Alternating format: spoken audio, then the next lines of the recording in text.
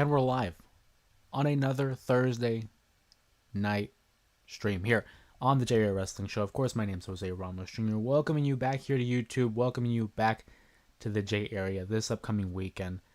Another premium live event. It seems like every weekend there is something going on in the world of wrestling. This past weekend we had Forbidden Door. We had NXT Heatwave, and now this weekend the WWE's main roster will be traveling overseas to Paris as they hold their latest premium live event, Clash in Paris. As of right now, as of this live stream that you're joining me here on YouTube, there are 5 scheduled matches. That's the favorite number of WWE when it comes to these PLEs. Only 5 matches again on the card, and it's our job, it's our privilege and our pleasure to go through each of these matches, give our thoughts, give our predictions, and see what it is that the fans here online have to say about these upcoming matches. Of course, before we jump right into it, I do want to give people the opportunity to join in on the live. And you guys already know, you know the whole gimmicks, like, comment, subscribe. But make sure you do subscribe, because that is the only way to make sure that your voices are heard here on the stream. You can only participate on the streams if you are a subscriber here. And with that being said, for those of our eagle eye viewers, you see the balloon, 8,000. Most recently, I believe it was yesterday, we were able to surpass the 8,000 mark when it comes to our subscribers. I want to give a huge shout out and a thank you to each and every one of those who have joined us along the way over the last year plus here on YouTube. It would not be possible without you guys, and you make this all the worthwhile. Why we keep coming back for the streams, why we keep producing these videos, these shorts, why I'm trying to branch out onto Instagram and TikTok at JAreaPod _ by the way, for those who were interested, because we want to continue to build this into something even bigger, even better. With a lot of toxicity out there in the pro wrestling world, it's been a great ride so far, because I don't feel like we've had any of that here in the J area. So a big thank you to everybody there. I see Daniel in the chat here saying hello. What's going on, my friend? Glad you can join us here on a Thursday stream to predict every matchup here for Clash in Paris. Again, I want to give people an opportunity to join in on the discussion. If they haven't subscribed already, make sure you go ahead and do so, because we're going to be tackling each wrestling matchup that is scheduled for Clash in Paris, giving our thoughts, giving our analysis, but also looking to the audience, looking to the members of the J area as to what they believe will transpire this upcoming Sunday, August 31st, of course, of 2025. Mohammed's in the chat as well. What's going on, Mohammed? Says hi and good evening. Happy Thursday to you, as well, my friend. Everything's going well with us here. I hope we can say the same thing for you. And yes, we do have the WWE logo in the background. That was a wonderful gift by one of our MVPs in the Main Event Mafia, Gabs, of course. Much appreciated for that, as well as the 8,000 subs here. The balloons were also a nice treat as well. So Robert says that WWE is paying Jose for that. I wish I could say so. I wish I could say so, but no. It's a nice little bow on the setup that we have here for the stream. Shout out to Robert, shout out to Muhammad, shout out to Daniel, all in the chat already to discuss about today's topic, which is Clash in Paris. A little bit of a play on Clash at the Castle, which of course transpired in 2022. It's amazing to think that had transpired already 3 years ago. It was a monumental success for the WWE, as they had their show way back when. I believe it was in Wales, if my memory serves, main evented by Drew McIntyre and Roman Reigns. Obviously notorious for the ending with Tyson Fury and Drew McIntyre singing at the end of that matchup. But we probably won't be seeing any Tyson Fury in Paris for sure. The Paris crowd, I'm really looking forward to it. These guys really know how to get down. You know, when we saw Backlash back in 2024, last year was the PLE following WrestleMania 40. These guys, man, they knew how to bring it. Great chance, great energy all night long. Every matchup seemed to have some stakes with the audience, as they had participated and really got their money's worth when it comes to the participation in the crowd, which I would always like to think is a big indicator of how successful an event could be. You can have a fantastic card. You can have a great setup of matches, but if the audience is not invested, if they don't care, it really devalues what we're watching. And at the same rate, you can see a mediocre card or maybe an okay match, but the audience can elevate it with their participation, with their excitement. Look no further than, for example, WrestleMania 18, The Rock, Hulk Hogan. It was in Toronto, and what if you? They say if you turn the match, on mute, it's an okay matchup. But when you have it blasted with the volume, the crowd really adds another layer, another level to what made that match special. So that's one aspect I'm looking forward to here at Clash in Paris. But of course, let's just jump right into it here. Let's jump into the first matchup. The Women's Intercontinental Championship will be on the line as Becky Lynch defends her championship against Nikki Bella, a Hall of Famer versus certainly a future Hall of Famer. To tell you the truth, when this matchup first kind of started getting teased by the WWE, I wasn't really invested in it. I was never really a big Nikki Bella fan. Sure, I can acknowledge what she had done for the Divas Revolution there, and during that period in time of women's wrestling, I can surely respect what they were able to contribute. But in the sense of what we're going to get here this upcoming Sunday, I'm not expecting an all-time classic. As a matter of fact, I'm not even expecting a technical masterpiece here. I think what we're going to get is a full-on brawl. I think Nikki Bella is going to be able to bring the fight to Becky Lynch, really honing in on that style of wrestling that she was so popular with in the mid to late 2010s. I think Becky Lynch is at the top of her game right now. I certainly am a fan of the man when she is a heel. And it's ironic enough to say that although Nikki is the babyface in this scenario, I just can't cheer for her. And that's not a biased sense. But I look at someone like Becky Lynch, who has been at the top, who has been with the company, for a while now on a consistent basis, and Nikki Bella, who has been gone, is in the Hall of Fame, is retired, has her part-time appearances. No shade on her, because there's other people who do that. But based off of what I've known in ring, what I've seen on the product, I'm leaning towards Becky here. As a fan, of course.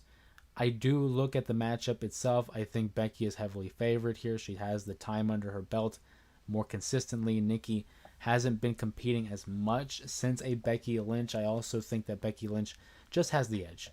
She's been punked out by Nikki Bella this past Monday night on Raw.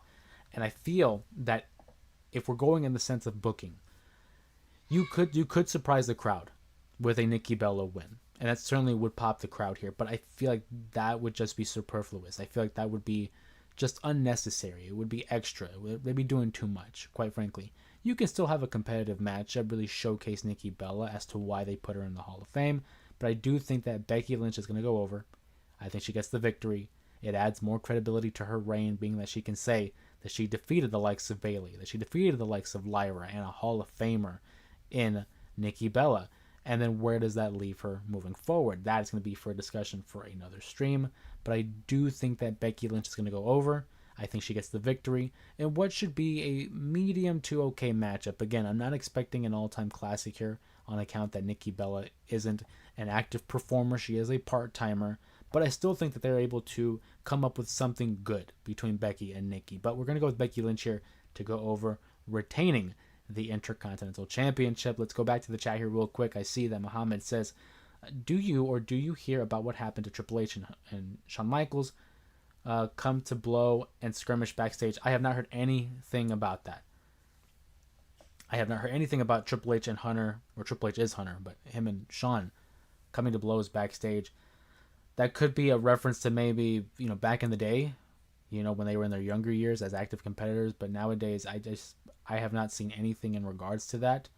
That might be in the darkest corners of the internet, of the little fan theories that we all have. But no, I have not seen it. And very much so, Triple H and Shawn in recent years, being that Shawn is like one of the heads of developmental, and Hunter's on the main roster, they very seem to be working simpatico, really being able to work together with that chemistry that they've developed over the last few decades. I have not seen any regards to that, whether it's with issues with creative or not. I feel like those are two different things. Shawn's working with NXT, which doesn't interfere with the main roster. Triple H is working with the main roster, which is his main concern. I have not seen any of that. Of course, maybe it is something, because the saying, where there's smoke, there's fire, but I personally have not seen it.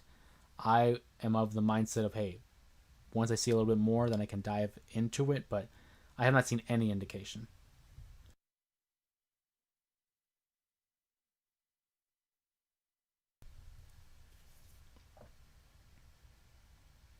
Stephanie McMahon was in, and both are possibly suspended as a result. I see now that's where it just sounds crazy to me. Both are suspended. I highly doubt it. I highly doubt it, quite frankly. And hey, if I'm wrong and there is some credence to that, I would love to look into it. But as of right now, I don't buy it. I don't buy it at all. And not only that, but like a physical altercation, like no, a physical between Sean and Hunter at this age, too old for that. And plus, Triple H has a heart condition, dude. Like, I don't buy it. Not at all. Cena did not play just any heel. It was a different gimmick, in my opinion. Yeah, it's tough. You know, with Cena, I think you can make the argument that it wasn't really a full on heel turn. I mean, it was like a tweener for Cena because the crowd was still cheering him. He had these heelish tendencies, but he did have some credibility to those arguments. In those early promos when he had turned heel, he was talking about how the crowds had booed him. That this was a direct retaliation to the fans and how there was an abusive relationship. He would say with the audience. So I don't think so. The crowd was not cheering. The crowd, they were on Cena's side against Cody because they were booing Cody and they were cheering Cena, especially at WrestleMania 41. Robert says no Brie hiding under the ring. I don't think so. I think right now because of Brian Danielson's involvement with AEW, maybe we won't see Brie for a while. Maybe she's in the crowd, but I don't see Brie being under the ring. No, no Brie mode on Sunday. But that's for the Intercontinental Championship. Becky goes over. Another matchup that is scheduled, of course, is the old-fashioned Donnybrook matchup, your standard street fight, no DQ matchup. They have a lot of names for this, whether it's no holds barred, Extreme Rules, street fight, no DQ. It's all the same variation. But Rusev versus Sheamus. I'm really happy about this matchup because we're going to be able to showcase two talent that aren't necessarily on premium live events consistently. In fact, this will be Rusev's first premium live event since his return to the WWE earlier this year. I do think that him and Sheamus, this is a perfect matchup for the two of them. These two are bruisers. I mean, these guys are brawlers. They're going to beat the holy hell out of each other. I expect Rusev and Sheamus to have a lot of bruising. Who knows? Maybe a little bit of color as well. But being that it's Rusev and it's Sheamus, it should be a very hard hitting matchup. Give these guys at least 15 minutes, and I'm sure they will deliver. It's going to be in Paris, overseas, and you have two, European boys there as well. I look forward to it, and I think there's only one right answer here as to who goes over. I love Sheamus. That's my dog, right? But Rusev, I feel like, would benefit from a victory here. He has not really done big news since returning to the WWE. Sheamus taking a loss, again, he's one of those guys who it doesn't necessarily hurt him. He'll be just fine. He'll be able to rebound, regain his balance, and go back in the direction of a championship matchup, whether it's for the mid card or for the main title.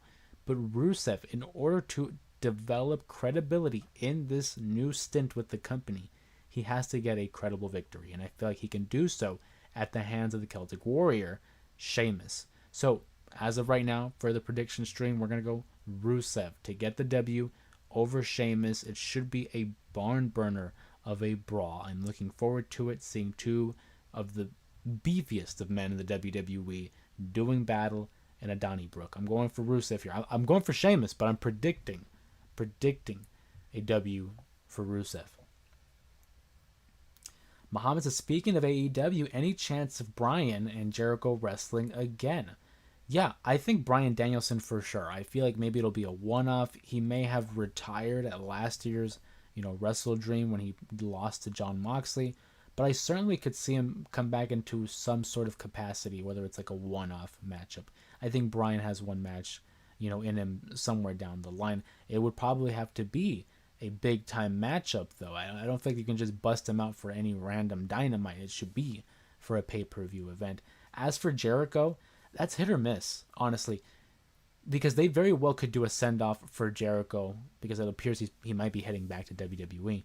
So they could do a send off for him, but I would not be surprised if that was the last time we see him until a potential return in the WWE. So Bryan, I would say yes. Jericho, perhaps, although I would not be surprised if that is actually it for him. Robert says, where is Brock? That's the question, man. Where is Brock? He had one attack on John Cena, following the SummerSlam event. It's like, where has he been? We got a little bit of a hint of Brock this past week on SmackDown, where Nick Aldis says he's heard from Brock Lesnar. Of course, they left us on a cliffhanger because Logan Paul comes out of nowhere, take two, to knock out John Cena. So I'm expecting some more information on this Brock Lesnar attack, either tomorrow on SmackDown or potentially at Clash in Paris. I would not be surprised if following the matchup of Cena versus Paul that we get a Brock Lesnar attack. I would not be surprised in the slightest, but that's probably going to be for WrestlePalooza, some point in September 20th, I believe is the date. But yeah, Brock Lesnar makes his return, has his sights set on John Cena. We'll have to wait and see as he has his matchup with Logan Paul scheduled this upcoming Sunday. Why is nobody talking about Brock's mic skills? Well, I mean, to be fair, when it comes to Brock Lesnar, he was always flanked by the advocate, Paul Heyman, who I think is one of, if not the greatest on the microphone in pro wrestling. He really knows how to sell an angle, how to put over a talent, while also bringing in the audience, not only as a casual, but as diehards. Paul Heyman, very captivating on the microphone, especially in the days of ECW, coming over during the Alliance and the Invasion angle, and obviously his time with Brock Lesnar, Rob Van Dam, Kurt Angle, CM Punk, Roman Reigns, and now Seth Rollins. He has a plethora of examples as to why he should be considered one of the greatest to ever work a microphone. And I think that's why Brock Lesnar doesn't get talked about a lot in terms of mic skills, because he's never really had to talk. He's a man of action, not a man of many words, and I think that's totally fine. Not everybody has to cut a great promo. Sometimes all you need to do is just be a force of nature, and that, my friend, is what Brock Lesnar has become in the last couple of decades. Robert says, did I dream that Brock Lesnar showed up? No. I mean, hey, I don't blame you, because it was a one-off. It does feel like a fever dream that Lesnar returned, because we haven't seen him since then. But like I said, I feel like there's a real possibility that Mr. Lesnar could make an appearance at the conclusion of Cena's match at Clash in Paris. I think there's a real strong chance. Muhammad says Tony Khan did love to have him back. I lost track of where we were in the conversation, whether that was about Jericho or Bryan, but I do believe that Bryan will come back for another matchup here. Speaking of Bryan, a name that is very synonymous with Daniel Bryan, Bryan Danielson, of course, during that run in 2014, was who Vince McMahon was trying to really push over the top back in the day, and that's Roman Reigns. Roman Reigns, the tribal chief, the OTC, the one and only tribal chief, will be facing off against the tribal thief, Bronson Reed, in a matchup that we had predicted way back when, as a result of Bronson Reed stealing not one but two pairs of Roman Reigns sneakers. He's not been walking around barefoot around his house because of the lack of footwear on his feet. But Roman Reigns versus Bronson Reed, again, similar to Rusev and Sheamus, these are two big boys going to do big battle. I do anticipate a little bit of interference on behalf of Bronson Reed, having guys like Bronson Breakker, having guys like Paul Heyman. As for the baby faces, maybe Sami Zayn, maybe Jey Uso, they get involved there on account of the bloodline.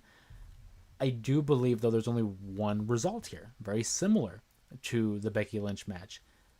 Roman goes over. It goes back to who's taking the pin. Roman Reigns is not taking the pin. Come on. Against Bronson Reed, hell no. I like Reed. I think he's great. I love what they've been doing with him recently in the last year. He's not beating Roman. Absolutely not. You think Roman's just going to drop a pin loss to Bronson Reed in Paris? No. Absolutely not.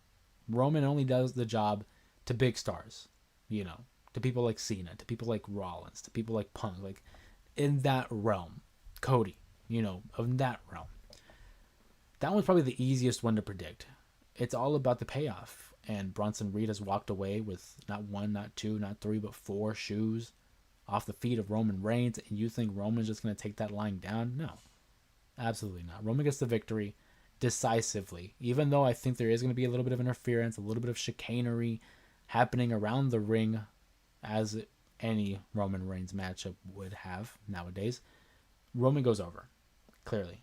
And we move forward in the story, perhaps maybe against Seth Rollins. I think that would make sense for him to be on the docket of one tribal chief, but we take one match at a time. I'm going Roman Reigns to go over here on Big Bronson Reed. Robert says, stealing the shoes is such a great spot. I agree, it's something unique. We haven't seen it in the WWE, and again, it goes back to that old adage of, hey, you take a man's shoes and that says a lot about the man. Roman's not taking that lying down, because I don't know about you, but those are some quality sneakers that he always has on. Roman always knows how to put it on when it comes to the sneaker culture. And whether it's Nike or Jordan, if I'm Roman, I'm not letting any man touch my shoes like that in any capacity. So Roman Reigns definitely goes over here. Next up on the matchup here, speaking of sneaker culture and the hip hop culture and the doctor of thugonomics, John Cena one-on-one with Logan Paul, a man he had actually teamed up with earlier in the year as they had faced off against Jey Uso and Cody Rhodes. This matchup I'm actually really interested in. I think Logan Paul has shown flashes of greatness when it comes to his in-ring ability. Give the man credit. He has taken to the sport like no one else. I was very hesitant to see him participate more, actively on the roster and not necessarily as a part-timer. But he has shown that he has the charisma as a heel. He certainly has the athleticism to be able to pull off some of the maneuvers that he does in these matches, as well as has a penmanship of becoming viral during these matches. Him against John Cena, I feel like is a really good matchup. I know there's going to be some people, and I could agree with them, that we are now winding down on the final days of John Cena's farewell tour, and we're using it for a match against Logan Paul. And some people might say that's a waste. I understand that. I personally would love to see other matches, like against Dominic Mysterio, like AJ Styles, like a Braun Breaker. Like, there's plenty of matches there that I would much rather see with Logan, aside from Logan Paul. But I'm just going to take what they're giving me at this rate. And I do think there's a possibility that this could steal the show. Will it?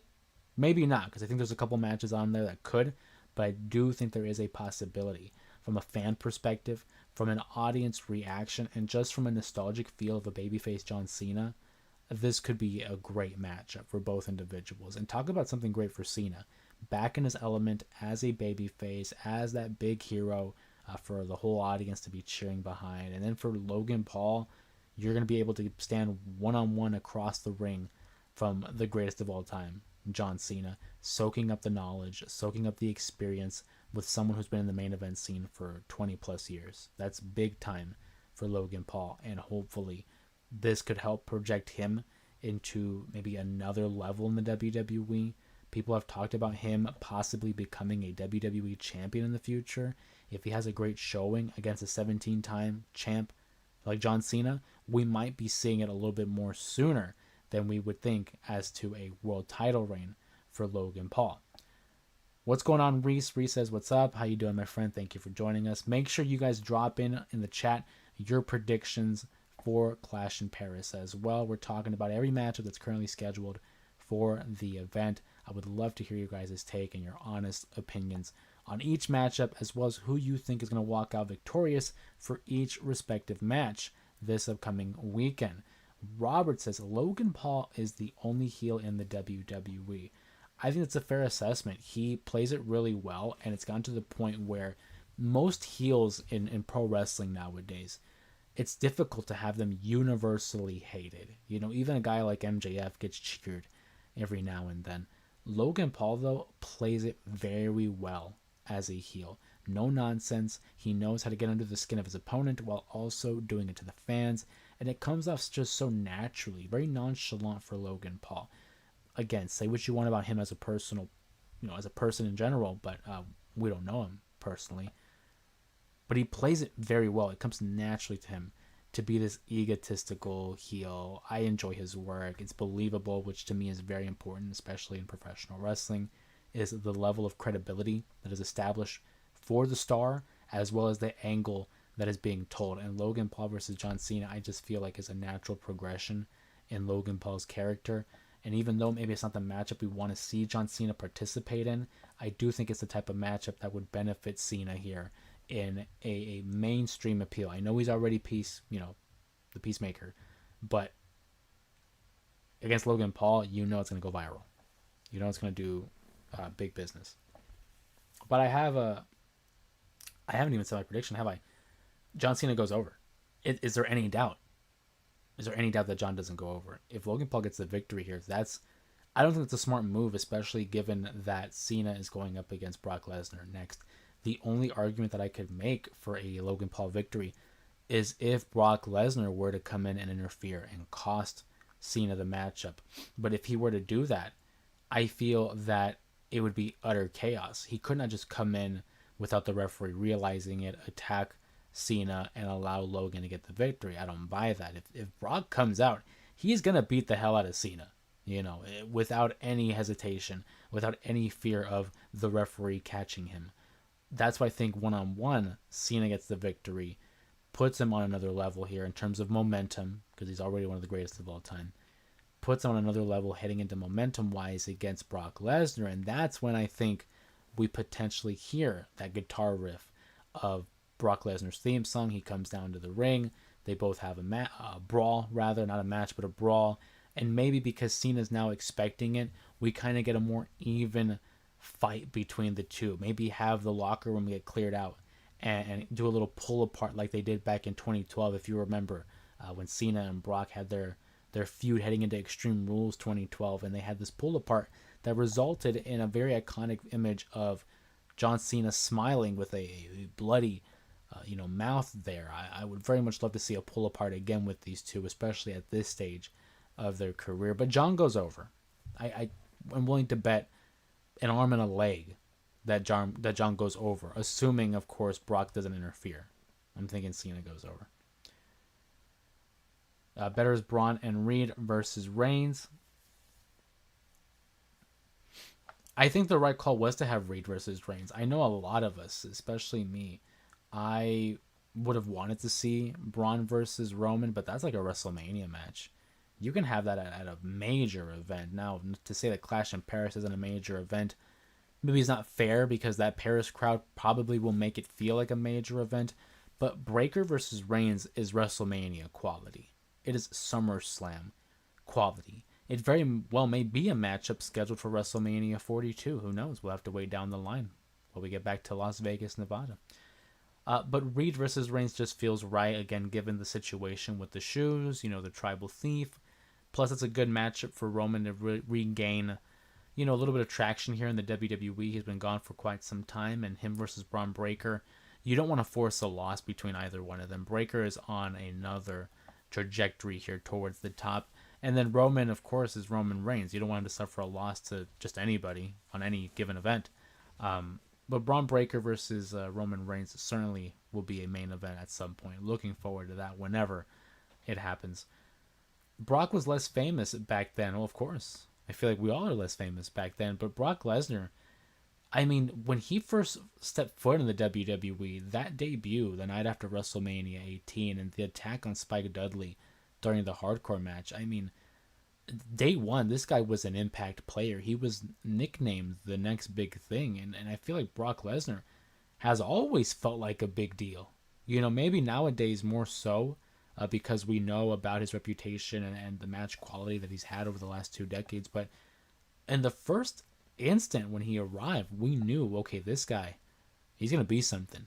And you go back to the days of Ohio Valley Wrestling, OVW, back when they were the developmental for the WWE, with one of the greatest developmental casts of all time that had Brock Lesnar, John Cena, Batista, Shelton Benjamin, Randy Orton, Victoria was there. You saw a guy like Brock Lesnar doing shooting star presses. Now, he only had an attempt once on the main roster, and it was notoriously remembered at WrestleMania 19. But what a freak of nature is Brock Lesnar. So to say he wasn't famous back then, yeah, sure he was less famous, but I mean, this guy was always touted to be the next big thing, and especially in the first few months, defeating the likes of the Hardys, defeating Rob Van Dam, Hulk Hogan, Ric Flair, The Rock, The Undertaker, Kurt Angle, all in the span of a year. That's next level, you know. And he wins the WWE title, the Royal Rumble, the King of the Ring. Never held a mid card title because this guy's always been at the top, always been at the mountaintop. Has Brock Lesnar been? So I gotta say, man, he's always been pretty big if you ask me. Cena, Taker, Randy were more than Brock.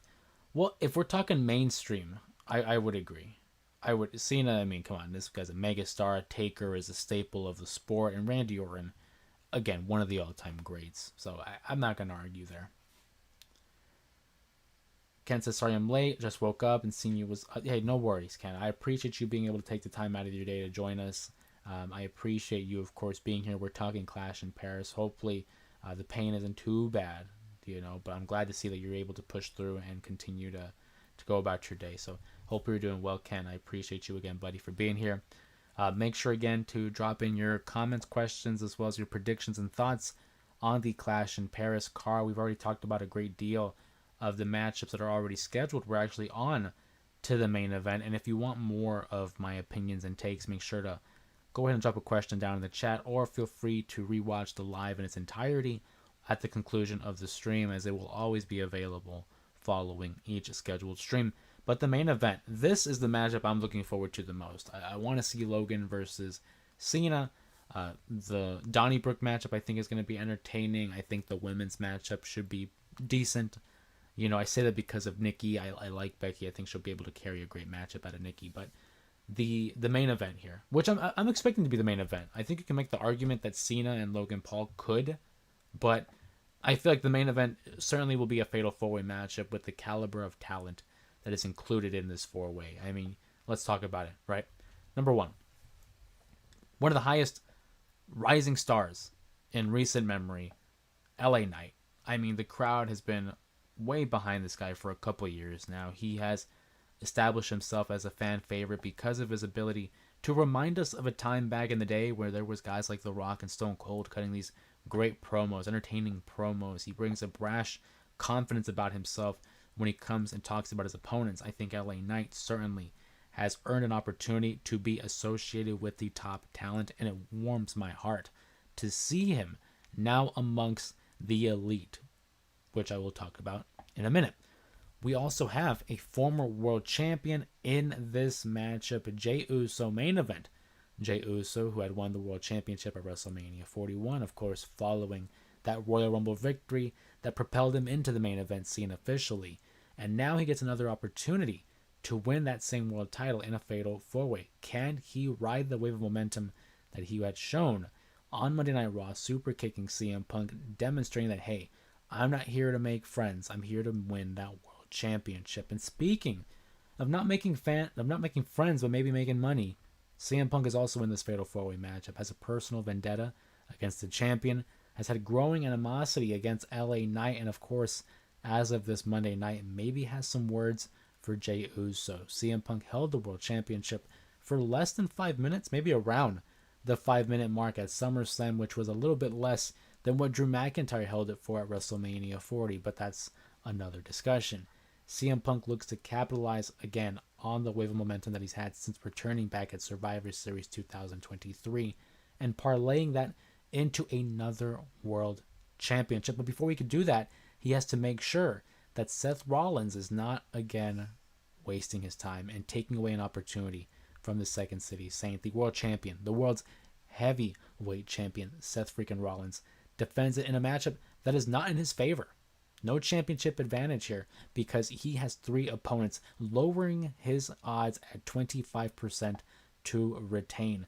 Can Seth Rollins defeat the likes of 3 men who have had personal vendettas against him over the past couple of months, rather? But with people like Bronson Reed and Braun Breaker at his disposal, there's always that possibility of some form of interference.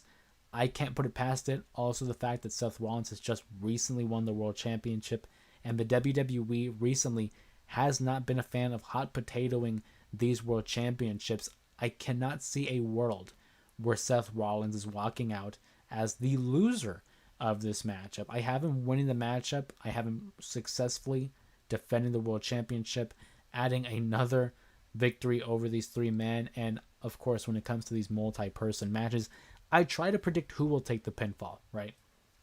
I don't think that Punk is taking that pin because this is a matchup that's still being built over time. The one-on-one matchup between Seth and Punk. I don't think Jay takes the pinfall here. The easiest one to take the pin is LA Knight. And it's not fair to him. It sucks, quite frankly. But it's also a way to give him a little bit of payback for the pinfall victory at Saturday Night's main event. If you remember way back when, Saturday Night's main event, LA Knight got a victory over Seth Rollins. That was the catalyst for all of this, really. The beginning of the current run that Rollins has as the world champion. That's where he feigned his injury, and he worked everybody. He worked the crowd. He worked the wrestlers. He worked the boys. And that was against LA Knight who got that victory. And I feel like this is where Seth Rollins is going to get a little bit of a receipt and get a pinfall victory over the megastar. Seth Rollins goes over. As a quick recap here before I dive into the chat and just talk with you guys here, hang out a little bit. I got Seth Rollins successfully defending the World Championship in that Fatal 4-Way matchup. I have his better half, Becky Lynch, successfully defending her title against Nikki Bella. I got Rusev going over Sheamus. Roman winning back his sneakers, essentially, against Bronson Reed. And, of course, John Cena, the GOAT, defeating Logan Paul. Make sure if you guys disagree, if you agree with my picks, voice your opinions in the chat. Drop down your predictions in the chat below as well. Try to get to each and every one of you throughout the duration of this stream. Again, the best 60 minutes of our day are certainly on this live stream. And now I give it up to you guys. What do you guys want to talk about, as Cody Rhodes would say? Because I see what Robert is saying here. Funny how no one has mentioned Cody in this chat all night. Not yet, buddy. I mean, hey, he's not scheduled for a matchup. Of course, he's currently out filming Street Fighter, which I certainly will be watching. My brother and I, San Fran, big fans of the fighting games. Mortal Kombat, Street Fighter, Tekken. So I'm looking forward to that adaptation and seeing how it fares up against that 90s version with Jean-Claude Van Damme. Shout out if you guys remember that Street Fighter adaptation back in the 90s. Ken says, think CM Punk gets his belt back. I think Sheamus wins, okay? John's going to put the Maverick over. You think he's going to put Logan over? John would do that. I feel like he would do that, especially at this rate in his career. Sheamus could go over. I feel like Rusev would benefit from it more, but Sheamus could go over. Punk, I just think it's too soon. I would love it as a Punk fan. I would love it, but the analyst in me just I can't buy it. And as for John putting over Logan, it's a possibility, but I don't think it would be clean. I don't think it would be a clean victory if it does happen. Reese agrees with me. Says, I think Seth will retain 100%. There's no way he's losing that title this soon. It would just be pointless. Trevor says, favorite Power Ranger is the White Ranger. Tommy, just watched the... Oh, man. Shout out to Tommy. Rest in peace to Jason David Frank. That's funny, too, because I was just watching... I know it's different. But the Power Rangers, that... What was it, 2017 film? It was on Netflix. And I was like, it's been a minute since I've watched it. And I put it on, and... Yeah, I can see why it didn't do that well after rewatching it. Shout out to the White Ranger, though. Thanks, Trevor. Ken says, I want Bella and OTC to win. I would like... No, I want Becky to win. I was never really a Nikki fan. And it was nothing personal against her. It was just the people she would go up against, I was fans of. When Nikki was facing against AJ Lee, I was always an AJ Lee fan. I liked her style. I liked the stories that she was involved with were always with people that I was fans with, whether it was Daniel Bryan, whether it was Ziggler, Cena, obviously Punk. And in terms of in ring work, I prefer Becky Lynch. I think she's one of the better ones on the roster. As a fan, take away the analyst version of me just from a pure fan perspective. I'm going fully for Becky Lynch. I find her more entertaining. I find her more interesting than Nikki. Not to say that she's bad. Again, I do want to preface that if I say that I don't like someone or I'm not a fan of them, I'm not saying they're trash. I'm not saying they're bad. It's just not for me. It's just not for me. I know there's a lot of people who are fans of Nikki Bella and Brie. Go off. Totally fine. There's probably people I'm fan of that most people aren't fans of, and that's the beauty of the stream is we get to able to share our opinions, talk about pro wrestling in its entirety. But I'm rocking with Becky. OTC 100%. I'm rocking with him as well.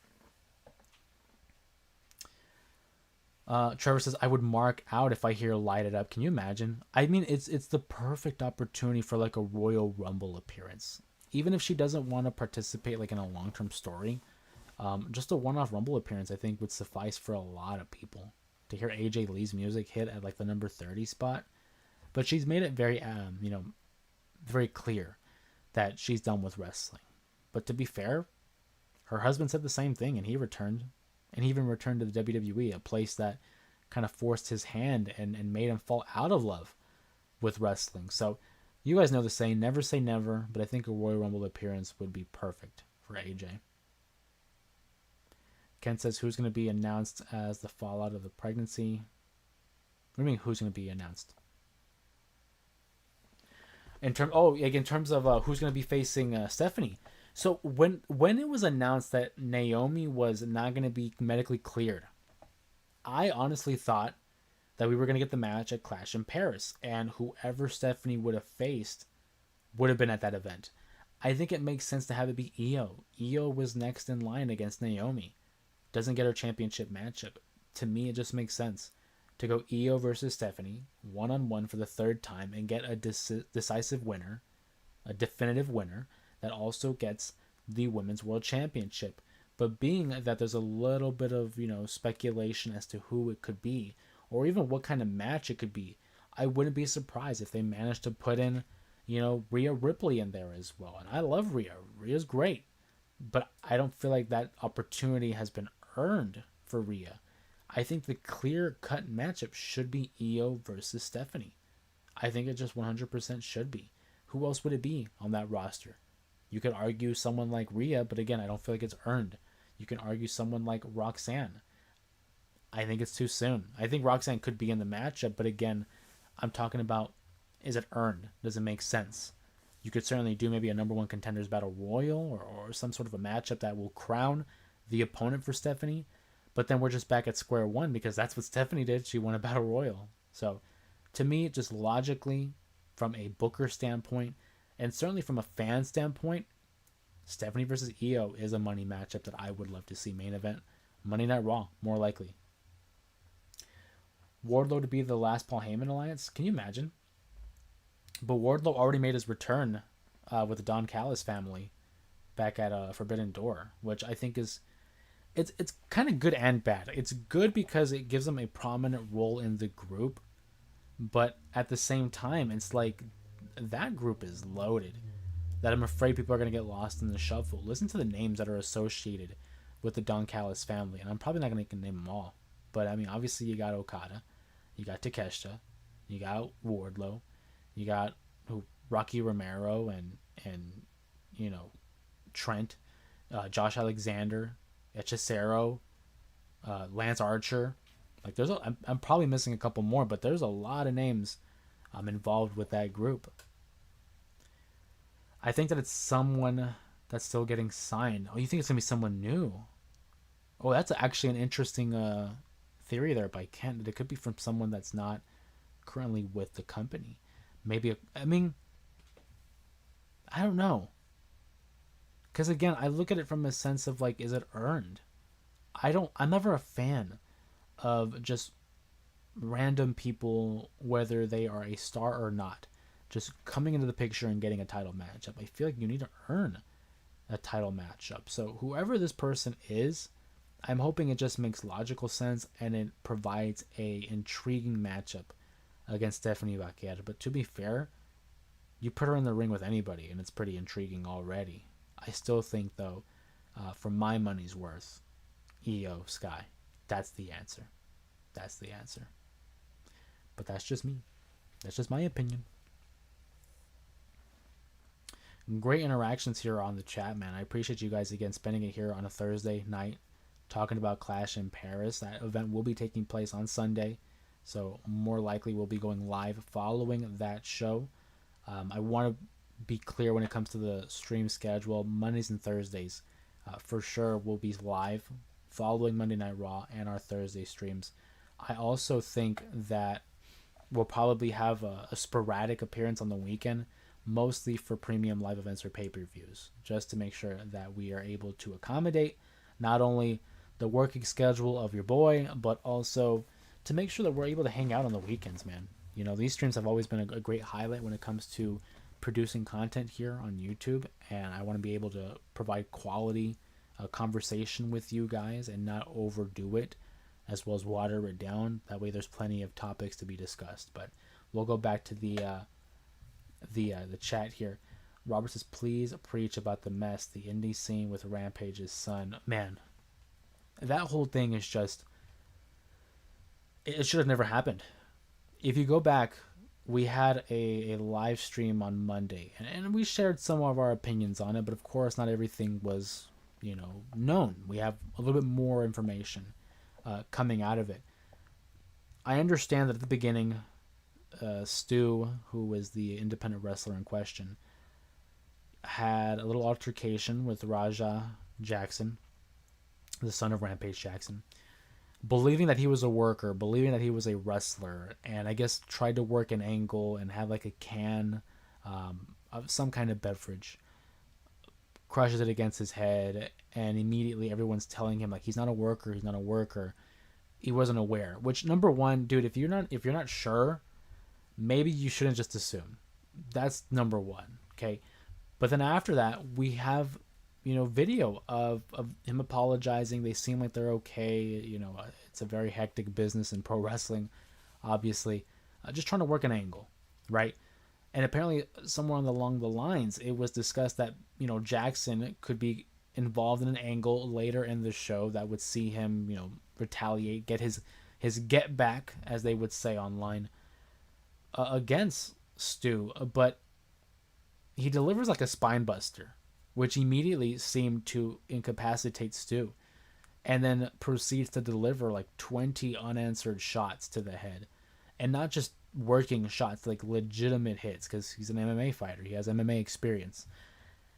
It never should have gotten to that point. I had this conversation with people off stream. If they wanted to work it as an angle, I'm fine with that. But I think it was too fresh. There may have been built up resentment, hard feelings on the case of Jackson. And if you were going to have an angle, maybe it could have been something along the lines of like Jackson behind the guardrail, and then Stu kind of gets in his face, and that classic push and shove type of a deal. But to have him enter the ring in such late notice, I just think it was a misstep on their part in the promotion, which the name slips my memory, but I believe it's associated with Rikishi. It's just an entire mess. And not only that, but there was no self-restraint, no self-discipline on Jackson's part. Like, dude, he was clearly out, and he was continuing to throw punches, and they had to pull him off of him. Like, what are we doing? What are we doing? Like, for real? Like, that's to the point. Ridiculous. Say what you want about the altercation that took place before the show with the can, but apparently it seemed that they had already squashed that beef. For him to be involved and get that physical, dude, it's ridiculous. It's crazy. And then to see the Mark Henry comments and like JBL comments and everyone coming after and giving their perspective, man, it's crazy to see where everybody's falling on the spectrum of the whole ordeal. But it never should have occurred.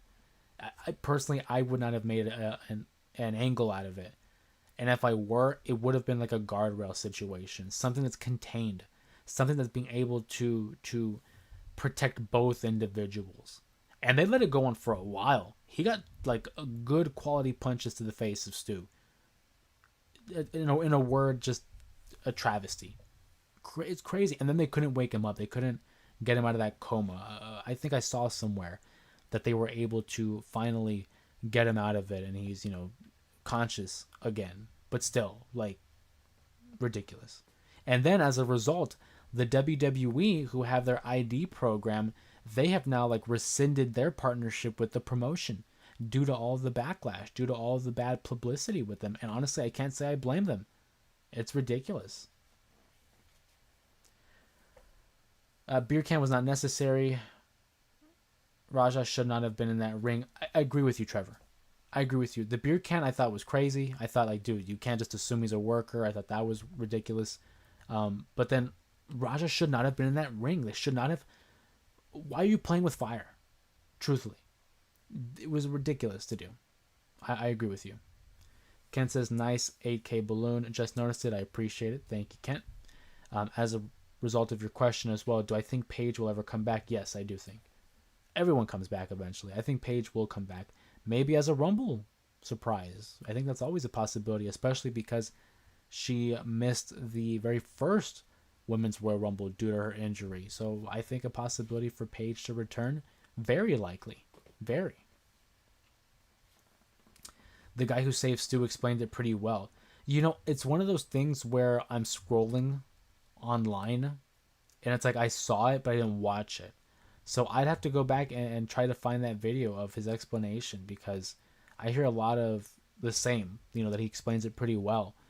But I skimmed past it. I was on my lunch break at work and I happened to pass by it. So I will definitely have to do my homework and see that video and how his explanation holds up. But I appreciate that, Trevor. Thank you for reminding me about that video. It's been all over pro wrestling news, really, this whole situation, and whether or not they're going to be, attempting any legal action against him. I definitely think there's a possibility of that as well. But the only argument that could be made is that it was in the realm of pro wrestling, and some people might make it a thing where it's like, well, it was planned, it was an angle, and I'm not saying it is, but I can see definitely like the defense attorney making some sort of claim like that, and it's just a mess. And it's really just a mess. It kind of becomes a little exhausting to talk about it because it just should not have happened.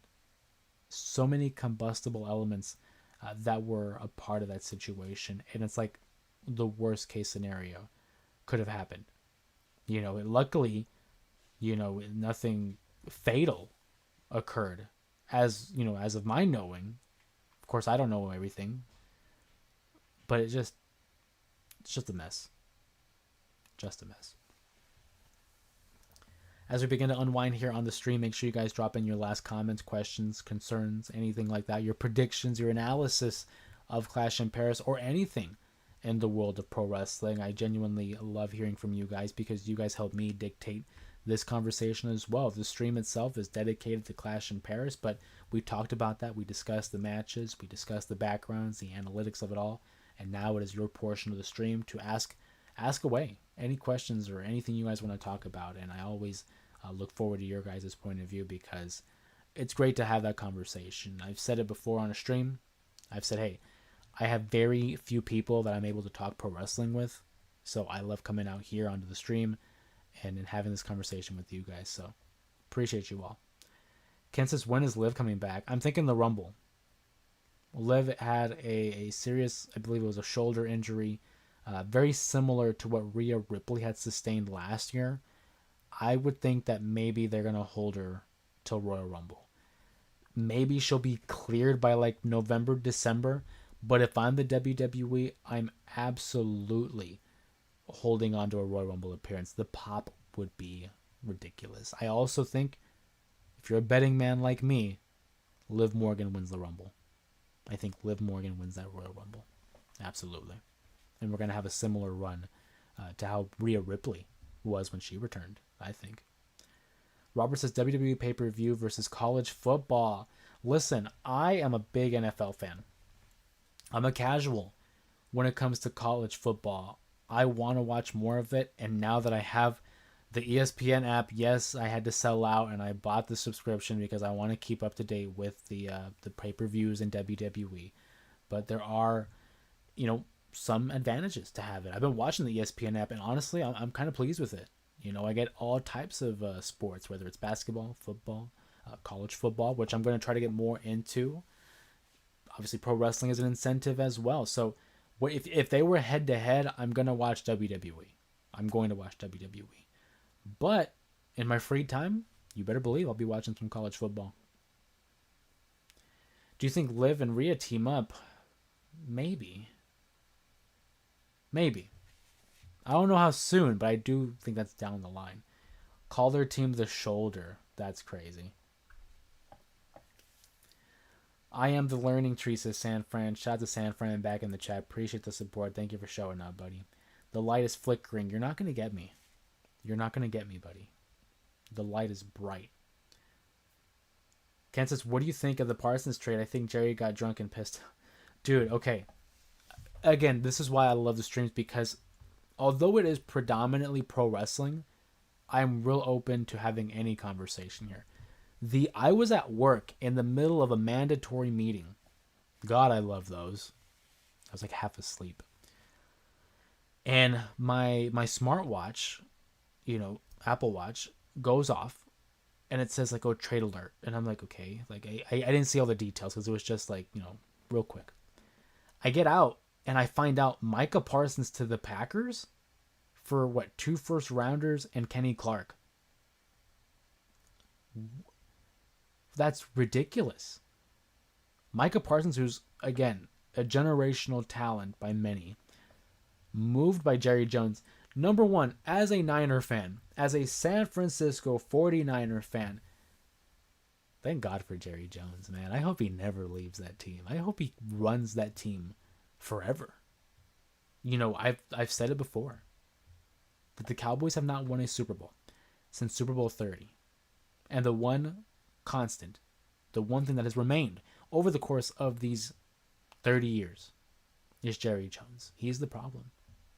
He can still be the owner, but he needs to delegate the general manager responsibilities to someone else. So long as he's in the front office and working with the personnel, trading, signing, building the roster, he is the problem. With that being said, never leave. Never leave, Jerry. Stay. Continue to drown your team in sorrows. It gives me quite much pleasure, actually. I love to see my Niners win, but I love to see the Cowboys lose too. A ridiculous trade. And then he's trying to play it off saying, like, well, we're trying to win. We're trying to stop the run. And it's like, is Micah Parsons not one of the best defensive players in the league right now? And I can say that as a Niner fan because we played against him. Are we not supposed to pretend like you weren't touting him as an all-time great talent on the Cowboys, but now all of a sudden we have to move him if we want to win? And then he says the claim of, well, we could have paid him. We could have paid Micah, but we decided to trade him. It's like, no, Micah didn't want to be there anymore because he's probably done with everything as well. The Cowboys are one of the greatest. Oh my God. How do I say this without sounding too villainous? Uh-oh. It's just me. Uh-oh. Cameo. I heard we're talking about Dallas. How can you not? I gotta represent. Kent brought it up. I just want to say hi, everyone. I was like, you might. There we go. Representing. That's San Fran there. Yeah. What's up, guys? I just got off of work. Worked all day. Yeah. Yeah, I was like, what, 15-hour shift? 15, it was 15 hours. 15? Something like that. But I'm home. Yeah. We're just talking about Jerry Jones. I know, I heard. Kent says, well, hopefully Scotty is one of the 500 coaches he was talking about that can win in Dallas. I love Jerry Jones. They're not going to do anything this year. I'm going to tell you that right now. Oh, yeah. They're not even going to make the playoffs. Oh, no. God, no. I hope they win like 4 games. I'm calling it. With the first rounders that they got, they're still going to mess up somehow. Well, see, that's the thing, too. I was watching the press conference of Jerry Jones, and he was saying that, like, hey, we may have moved Micah Parsons, but we have a real possibility to hit hard in the draft and select some real potential. And I'm like, yeah, you have the chance, but that doesn't mean you're going to nail these picks. But you know what he actually said? What? He's going to pick Pro Bowlers. Is that what he said? Yeah. I mean, if that's where the bar is set, sure. Dude, I'm sorry. We're trying to draft champions. I'm sorry, but who pays attention to the Pro Bowl nowadays? I forgot. The Pro Bowl is just a participation award, baby. Yeah. It's all about that all-pro. We're trying to win championships. Exactly. And I know that people have said before the Niners have not won a Super Bowl since the 29th edition. We set a standard, though. But we have been in relevant. contention. We've competed in Super Bowls. We competed in the NFC Championship. We've had caliber players who have demonstrated why it is important to increase in quality of teams. Mm-hmm. The Cowboys are complacent, and we got families that are Cowboy fans, Yeah. and God love them. But I mean, hey, that's coming from a Niner fan. I'm happy about Jerry Jones moving Micah Parsons. I'm not happy that he's still in conference. He's with Green Bay. Yeah. I would have wished he was in the AFC, but hey, what are you gonna do? And you can't have everything. Well, Also, shout out to the members of the family who are Cowboys fans. Know that I love you guys, no matter what. No matter what team you support, I still love you guys, even if you're Cowboy fans. I'm looking at their schedule. See if they face the Packers this year. Robert says Jerry Jones they made a reference on the Stephen A. Smith interview to the Little Rascals show, a show that aired in 1955. Jerry Jones, he's just old. He's over his head. You know what I mean? Like like I said, he can still be the owner. He just needs to delegate that They face general the manager. Packers. Sorry? They face the Packers September 28th. I think it's a Sunday Night Football game. What do you guys do that on purpose just so he can get money out of it? He's a businessman. He is a businessman. But it's like, and we talked about this. Jerry Jones is a businessman. He's all about making money. He's not about winning championships. Mm-hmm. Not about winning the Super Bowl. Otherwise, they would have done it by now. AT&T Stadium, it's nice. I'll give it to him. It's not going to have a banner. Not the way they're working. Man, you got me hot about this, man. Yeah, well, I'm gonna go. I'm gonna finish eating my dinner. Yeah, I'm about to hop off right now, too. Okay. Appreciate the cameo, though. We got a couple of 100 emojis in the chat once you showed up. Oh yeah. Oh, Yeah. oh thanks guys. That's our quick San Fran cameo for the stream. Yeah. It's still flickering though. It's not flickering. All right. Well, today guys, I'll be around. Oh. Are you gonna? One more thing. Are you gonna do a post live reaction of Clash at the Paris? Yeah, I plan on it. Okay, I will be there. Oh, nice. Mm-hmm. All right. Well, I'll see you guys on Sunday. On Sunday it is. That's an early show. Remember that. That's fine. Okay, I'm just saying it's like a morning show for us. Last question here on the chat by Robert says, would Jerry Jones make a good heel manager? I think so. I think he'd make a great heel manager because he always feels like he's in the right, and heels feel justified by their own opinions. And I think Jerry Jones would be a fantastic heel manager. I think him and a guy like Stephen A. Smith I think would be great as well. Those guys are perfect. They're tailor-made to be in that managerial position as a heel, certainly. I cannot envision him as a babyface. Stephen A. maybe, but Jerry Jones, no. He's a heel, baby. He's a heel. That's a great question by Robert. What a way to cap off an excellent edition of the J Area Wrestling Show. We were able to talk about our predictions for Clash in Paris. Talked about the moving on of the Stu situation here and Raja Jackson. And even talked a little bit about football. And I always welcome a talk about football, man. Again, I want to thank you guys for your continued support and all the love that you have sent our way here in the J Area, allowing this channel to grow into something bigger, something more just amazing that I could not have imagined in such a short period of time. Know that I always have that love for you guys and appreciation and gratitude for each and every one of you that take the time out of your days to join us and have a little chat with us here on YouTube, whether it's about pro wrestling or whether it's about Jerry Jones and the Dallas Cowboys. But know that if you want to support the channel, make sure you like the video, comment down below your thoughts and questions, as well as subscribe to the channel so that you can stay up to date with all things pro wrestling and to join in on these streams. If you want to continue to support the channel as well, consider becoming a Main Event Mafia member, where you're going to get exclusive videos monthly as well as exclusive posts, polls, whatnot. And if you're even feeling so up to it, so bold, consider following us on Instagram and on TikTok at jareapod_. We're becoming more active on all social media sites to try to accumulate as many members to the J Area as we can and continue to welcome in both wrestling fans, new, old, and indifferent. It would not be possible without any of you. I hope you all enjoyed this live stream. Make sure you like the video as well.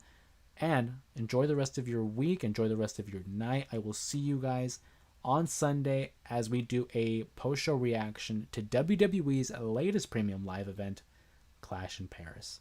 Everyone have a great evening. All love. Appreciate you guys. Stay safe. And we'll see you then.